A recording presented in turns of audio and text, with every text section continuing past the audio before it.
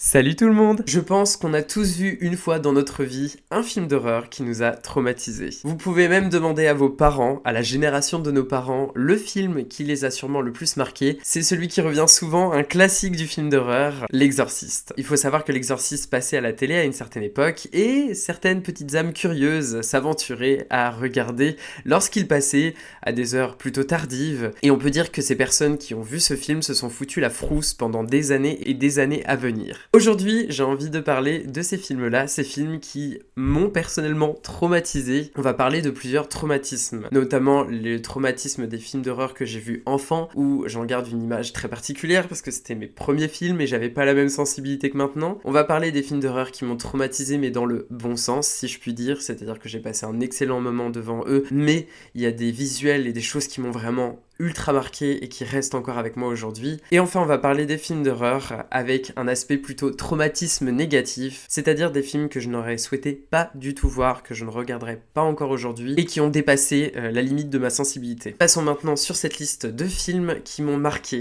à jamais.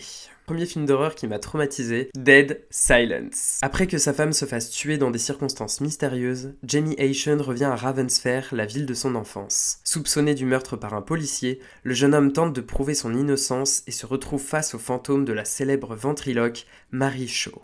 Donc le film a été réalisé par James Wan, qui a aussi réalisé Saw, The Conjuring ou encore récemment Malignant. Alors, remettons un peu le contexte. Premier film d'horreur, 12 ans, je regarde Dead Silence. Avant cela, je n'avais jamais vu de film d'horreur du tout. Les seuls moyens de me foutre la frousse, c'était à la fête foraine pour aller faire les trains fantômes, et je me chiais dessus quand j'y allais, pour vous dire mon niveau de sensibilité. Ou encore, je regardais même sur Canal J, Chair de poule. Donc c'était vraiment mon level de peur. Et je suis passé directement à Dead Silence. Je ne vais pas vous mentir en disant que quand je l'ai vu pour la première fois, je n'ai pas dormi pendant une semaine. Je faisais des cauchemars à répétition. En plus de cela, je sais pas si vous êtes de la même génération que moi et que vous vous en souvenez, sur MSN et les boîtes mail, on recevait souvent des chaînes de mails d'horreur qui nous disaient si tu ne partages pas ce mail, tu te feras éclater dans ton sommeil à 3h du matin par un esprit vengeur. Je vais pas dire que j'y croyais, mais j'avais quand même le doute qui persistait, alors je renvoyais toujours les mails de la chaîne aux 5 personnes demandées, sinon j'avais peur d'y passer. Ce film n'a fait que renforcer un petit peu tout ça. Il y avait ce côté légende, qui est la légende de Mary Shaw, qui dit si jamais vous la voyez, ne criez pas ou elle vous coupera la langue. J'étais aussi terrifié par les poupées et ce film n'a donc pas aidé. Je pense qu'en regardant avec du recul le film aujourd'hui, il a quand même un peu mal vieilli. En tout cas, ce film a une place toute particulière dans mon cœur, si bien que je crois que vous le voyez juste ici sur mon mur du décor. C'est mon premier film d'horreur et il est resté avec moi pendant un bon moment. Passons au deuxième film d'horreur qui m'a traumatisé. Hérédité. Lorsque Hélène, matriarche de la famille Graham, décède, sa famille découvre des secrets de plus en plus terrifiants sur sa lignée. Une hérédité sinistre à laquelle il semble impossible d'échapper. Alors il faut savoir que j'étais beaucoup plus vieux quand j'ai vu ce film. Il est sorti en 2018 et il a été réalisé par Ari Aster, qui est un de mes réalisateurs préférés. On a beaucoup d'horreur tournée autour de la relation entre les personnages et tout cet aspect psychologique m'a vraiment affecté. J'ai plein de scènes encore aujourd'hui qui me restent en tête et rien que d'y penser me font frissonner. Les visuels sont vraiment très frappants, les performances sont incroyables. J'ai un petit faible pour Toni Collette qui joue la maman et qui fait un monologue dans ce film qui est juste extraordinaire. Mais la performance qu'elle délivre mériterait littéralement un Oscar. Dommage qu'elle n'ait pas été nominée. Je pense pas que ce film soit fait pour tout le monde. On n'est pas sur un film avec beaucoup de jumpscares, on est plus sur une ambiance lourde, on essaie de comprendre ce qui se passe, on a vraiment une famille dysfonctionnelle. J'en garde quand même un bon souvenir, même si je dirais qu'il m'a traumatisé par ces scènes qui sont visuellement parfois très déroutantes et très horribles à voir, et c'est surtout l'intensité qui me met encore aujourd'hui mal à l'aise et je pense que c'était le parfait mélange pour vraiment venir me choquer et me toucher aux endroits où ça fait peur. Bon, jusque maintenant, je vous ai parlé des films qui m'ont marqué, qui m'ont traumatisé étant enfant, mais j'ai réussi à m'en remettre quand même, tout va bien. Les films dont je vais vous parler maintenant sont à la limite où ont largement dépassé ce que j'aurais voulu voir et je ne souhaite pas revoir ces films. Ce n'est pas prévu au programme. Je vais commencer directement par vous parler d'un film qui est juste à la limite du j'ai bien aimé mais je veux plus jamais le regarder. Je vais vous parler du film Climax. Lors d'une nuit d'hiver, des danseurs se rassemblent dans un bâtiment scolaire vide et isolé pour répéter. La célébration se transforme en cauchemar quand ils apprennent que du LSD a été ajouté dans leur sangria. Il a été réalisé par Gaspard Noé. Vous avez peut-être pu voir ses autres films, notamment Irréversible ou encore Enter the Void. Je n'ai pas vu ces 2 films, c'est sur ma liste des films à voir, mais après avoir vu Climax, je vous avoue que je suis un petit peu réticent, parce que Gaspard Noé est connu pour mettre en scène des situations très violentes, dures à regarder. On est voilà sur des scènes avec des bons trigger warnings, parfois des scènes de viol, enfin voilà, on est sur ce genre de choses. Si vous êtes vraiment sensible là-dessus, je ne vous conseille pas de regarder. Donc, Climax. C'est une prouesse technique, on a des performeurs, des danseurs qui nous emmènent dans leur univers et je trouve que c'est ultra bien réalisé. J'étais hypnotisé par ces scènes de danse, par cette ambiance un petit peu voguing, ballroom. On aime les voir s'épanouir dans leur danse et performer. Il y a aussi des prouesses de réalisation parce qu'il y a beaucoup de plans séquences assez longs. On les suit à des moments un petit peu comme si on était attaché derrière eux et qu'on vivait un peu les scènes avec eux. Je trouve que l'intrigue est très bien, mais il y a beaucoup de choses qui sont très dures à voir. Pour vous parler des trigger warnings, pour ceux qui veulent être spoilés, nous avons donc...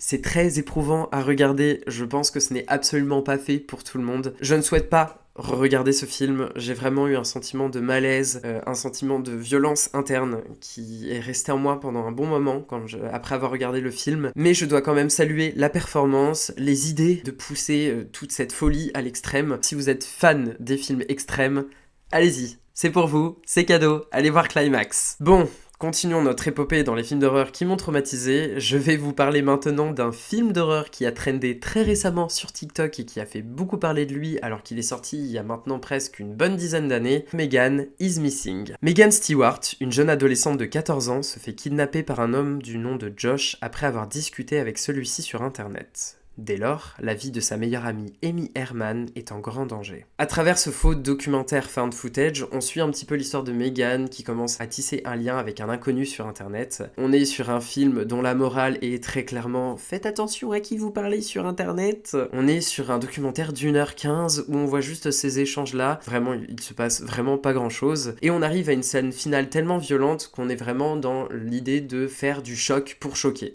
C'est vraiment juste ça et il n'y a rien d'autre. Je vais donc parler un peu plus en détail, sans trop rentrer dans les détails, parce que merci, c'est beaucoup trop glauque, de la scène finale. Donc pour ceux qui ne souhaitent ne pas être spoilés, je vous conseille de jumper dans le temps. On se retrouve juste après. Je vous laisse cliquer maintenant. Alors, pour les autres, petit trigger warning, on va parler de viol sur mineur. Super. Wouh. Dans cette scène finale, on retrouve donc l'amie de Megan qui, elle aussi, se fait kidnapper et emmener dans une cave bien sinistre par son ravisseur. Ce que j'avais absolument pas envie de voir arrive devant mes yeux et on le voit littéralement de façon très crue et très explicite. Là, pour moi, c'est triste d'en arriver là pour un film d'horreur, pour essayer de faire du choc, pour essayer de faire de l'horreur. On n'est pas obligé, pour moi, de montrer ce genre de scène, que ce soit aussi choquant, que ce soit aussi déroutant, pour que ce soit un bon film d'horreur. Je pense qu'il y a des films où il y a des scènes beaucoup plus suggérées qui laissent une importance de message dans l'histoire et on n'a pas besoin de voir autant. Là vraiment, on est sur du choc, on veut montrer du choquant, on est sur un peu ce qu'on appelle, je dirais, du torture porn. Et encore, je suis gentil parce que le torture porn c'est beaucoup plus violent que ça. Et pour moi, cette séquence n'a aucun intérêt. Et surtout quand on a avant 1h15 de blabla et de scènes complètement cucu et mal jouées, on va pas se mentir. Mais ce n'est que mon avis. Chacun a sa sensibilité, sa façon de voir les choses et sa façon d'aimer les films. Juste pour moi, c'est pas possible. Je ne veux pas voir ça et ce n'est pas pour moi, tout simplement. Je ne trouve pas de plaisir, je ne trouve pas de divertissement là-dedans à regarder une scène aussi crue, aussi violente que celle-ci. Mais ce n'était pas pire que le prochain film que je vais vous citer, qui a été encore plus heurtant et plus choquant pour moi. Décidément, on va toujours dans le plus. C'est un film qui est sorti dans les années 80, qui a fait beaucoup parler de lui, qui était le prédécesseur des found footage et je regrette beaucoup de l'avoir vu maintenant. maintenant, on va en parler ensemble, il s'agit de Cannibal Holocaust. Je préfère vous prévenir, je ne souhaite pas mettre de passage vidéo de ce film. Le réalisateur utilise des techniques durant le tournage de son film que je n'approuve absolument pas, et c'est pourquoi je ne souhaite pas en faire la promotion, mais je vais quand même vous expliquer un petit peu vaguement de quoi ça parle. Pour vous raconter un petit peu le film, c'est l'histoire de 4 journalistes américains qui vont dans la forêt amazonienne et qui disparaissent mystérieusement. Il y a donc une troupe de secours qui est envoyée bien plus tard et qui va sur la trace de ces journalistes disparus et qui retrouve une cassette vidéo de leur passage. Ce qu'il faut savoir, c'est que quand je regarde des films d'horreur, j'adore y aller sans savoir du tout ce que je vais regarder. J'y vais avec une pleine surprise et je me dis, ça va être immersion totale, je n'ai aucune attente et je profite à pleine balle. Je vous avoue que pour celui-ci, j'aurais dû bien regarder avant et j'aurais dû me renseigner un peu plus. Et attention, trigger warning, cruauté animale en plein dedans, et alors... Comme vous ne pouvez même pas l'imaginer, je regarde donc cette séquence où l'on voit ces 4 journalistes américains complètement écervelés, en train de s'amuser à essayer de faire du mal aux animaux autour d'eux. Et je restais un peu fasciné, entre guillemets, parce que je regarde le film en me disant « Waouh, pour les années 80, les effets spéciaux sont très très bien réalisés. » Et je me questionne là-dessus, je me dis... C'est d'ailleurs très étonnant, parce que les autres films que j'ai vus dans les années 80 n'étaient pas aussi bien réalisés. Je décide donc de faire des recherches pendant que je regarde le film, et à ma plus grande surprise, j'ai découvert que ce n'était pas des effets spéciaux. La tortue que je voyais torturée devant moi était littéralement en train d'être torturée par les acteurs dans le film. C'était une vraie tortue qui était utilisée. Et je vous passe des détails parce que bien évidemment, si seulement la tortue était la seule à être torturée, mais non, on trouve plein de scènes aussi horribles où les animaux étaient torturés. Et tout de suite, j'ai refermé l'écran et je me suis dit je ne veux pas en voir plus. Ça dépasse mes limites et je regrette déjà d'en avoir trop vu. Aujourd'hui, sur YouTube, on retrouve des youtubeurs qui défendent ce film. Certains diront que c'était dans le quota de chasse de la forêt amazonienne, que c'était fait exprès, que ça voulait justement dénoncer un comportement horrible de la société américaine, etc. Je ne suis pas sûr que torturer des animaux pour un film soit la solution pour nous faire transmettre ce genre de message. Je ne vois pas pourquoi ça a été présenté comme ça dans le film. Je pense que ça pouvait être suggéré, ou si vous voulez faire des effets spéciaux, faites des effets spéciaux, mais il n'y a pas besoin de torturer des animaux. Ça ne m'intéresse pas de vraiment voir des gens se faire torturer. Ça ne m'intéresse pas de voir des animaux se faire torturer en vrai. Il semblerait malgré tout que le réalisateur ait fini par reconnaître qu'il regrettait d'avoir utilisé ces animaux-là pour les avoir torturés dans son film. Heureusement, parce qu'en plus il y a plein d'associations qui lui sont tombés dessus et qui lui ont fait un peu payer ce qu'il avait fait. Heureusement, justice a été faite, mais j'étais très heurté et je me souviens m'être dit c'est fini, je ne regarde plus de films d'horreur. Pourquoi j'ai regardé ça? Quel est l'intérêt de se faire autant de mal? Et ça a pris du temps avant que je me remette à regarder d'autres films d'horreur. Ce film-là, c'est le parfait exemple de faites attention à ce que vous regardez. Et voilà mon classement des films qui m'ont traumatisé. Dites-moi dans les commentaires si vous aussi, il y a des films qui vous ont fait peur quand vous étiez enfant ou qui peut-être ont heurté votre sensibilité un peu plus adulte. En tout cas, c'était un plaisir de faire cette vidéo avec vous aujourd'hui et on se retrouve très vite. À très bientôt!